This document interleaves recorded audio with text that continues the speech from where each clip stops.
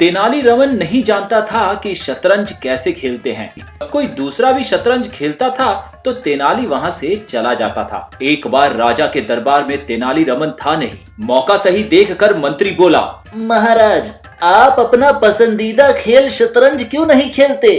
राजा बोला, मंत्री, ऐसा कोई नहीं इस शहर में जो मुझे शतरंज में हरा सके, इसीलिए मैंने शतरंज खेलना छोड़ दिया है। मंत्रियों ने सोचा मौका सही है तेनालीरामन को नीचा दिखाने का। अरे महाराज, आपके दरबार में इतना अच्छा शतरंज का खिलाड़ी है। किसकी बात कर रहे हो तुम? कौन है वो? तेनालीरामन महाराज, वो बहुत अच्छा शतरंज खेलता है।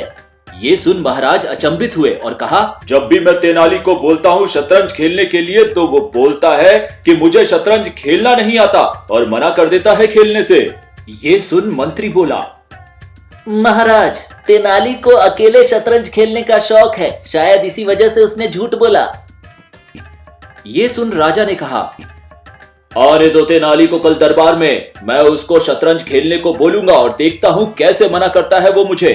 अगले दिन जब तेनालीरामन राजा के दरबार में पहुंचता है तो देखकर हैरान हो जाता है कि महाराज शतरंज के खेल के साथ उसका इंतजार कर रहे हैं। महाराज बोले, तेनाली, चलो हमारे साथ आओ, शतरंज खेलो।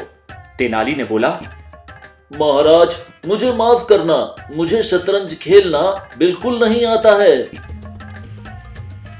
वहां खड़े दूसरे मंत्री खुश होकर बोलते हैं, तेनालीरामन, अब तुम्हारा राज छुपा नहीं है, तुम शतरंज खेल सकते हो, सब जानते हैं। तेनालीरामन समझ गया कि सारे मंत्री जलन के कारण उसको महाराज के सामने बुरा और नीचा दिखाना चाहते हैं।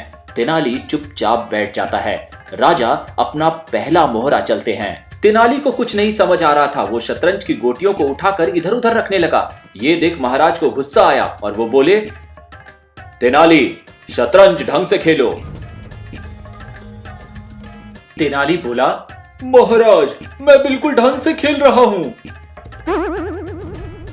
ये सुन वहां खड़े मंत्रियों ने तुरंत बोला, महाराज, तेनाली जानबूझकर ऐसे खेल रहा है ताकि आपको शतरंज की बेहतरीन चालें पता न चल पाए।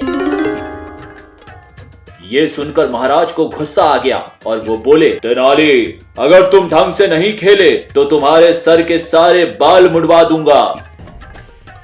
बेचारा तेनाली, जो भी चाल चलता वो खराब होती। ये देखकर महाराज को गुस्सा आ गया।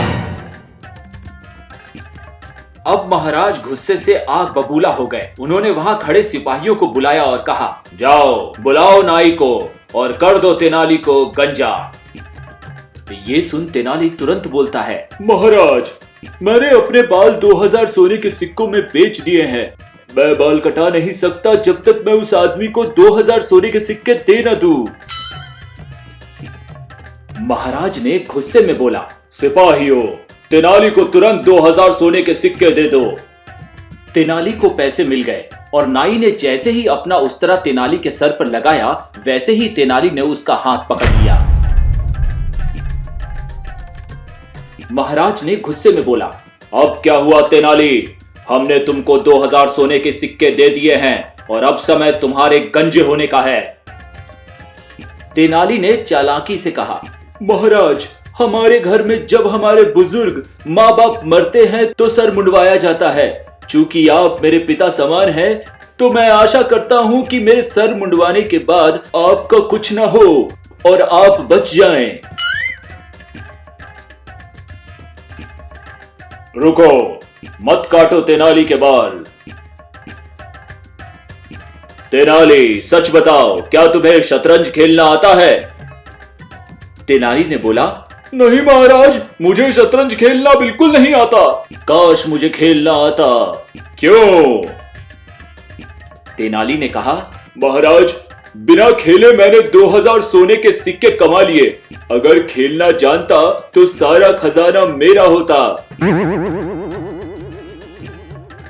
ये सुन महाराज और दरबार में खड़े सारे लोग हंस पड़े।